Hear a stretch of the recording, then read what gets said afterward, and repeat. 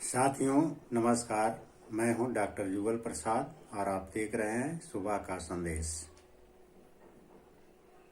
साथियों, सूर्य का प्रथम पुत्र वैवस्वत मनु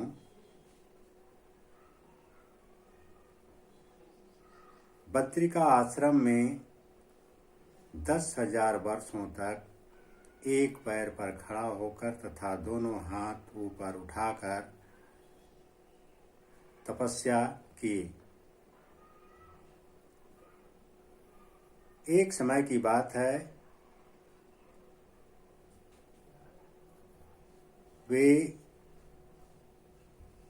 नदी के किनारे बैठकर तपस्या कर रहे थे। उसी समय एक मछली उनके पास आई और बोलने लगी कि भगवान,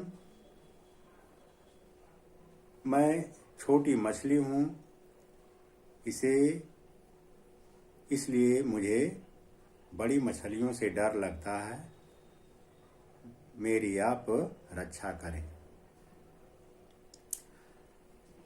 तो वैवस्वत मनु ने उन्हें एक पानी से भरे हुए मटके में रख दिए। कुछ दिन के बाद मछली काफी बड़ी हो गई तो पुनः मनु महाराज से कहने लगी, महाराज, मुझे कहीं दूसरे स्थान में पहुंचा दीजिए ताकि मैं वहां सुरक्षित रह सकूं।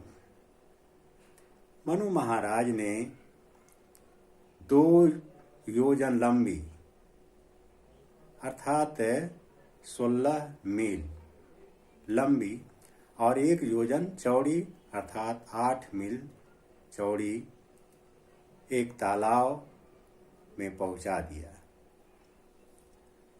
कई वर्षों तक रहने के बाद मछली का आकार इतना बड़ा हो गया कि उसमें वो अट नहीं पा रही थी।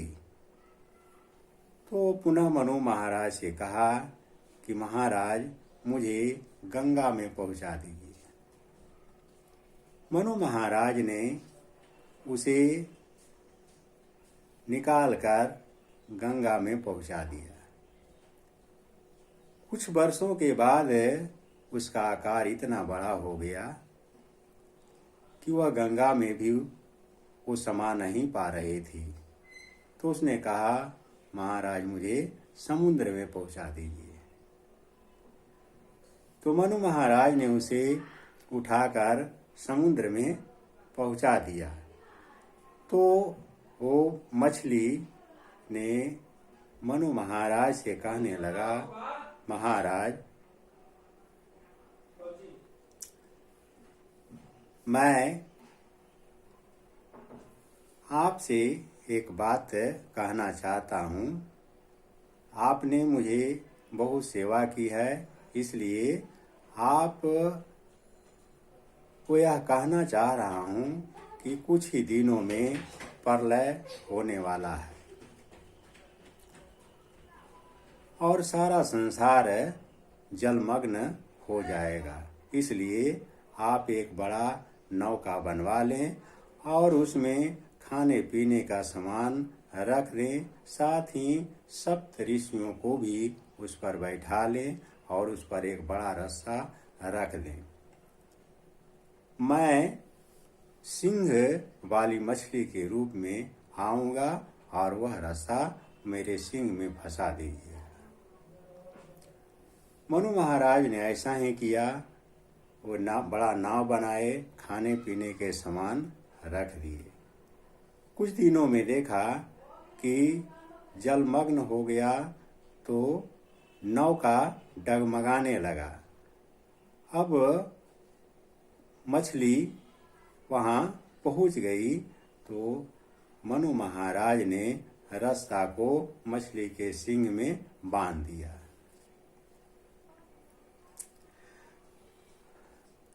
मछली समुद्र में इधर उधर कई दिनों तक घूमती रही वह घूमते घूमते हिमालय की सबसे चोटी के पास ले गई और कहा, महाराज, आप इस चोटी में ही रास्ता को बांध दीजिए।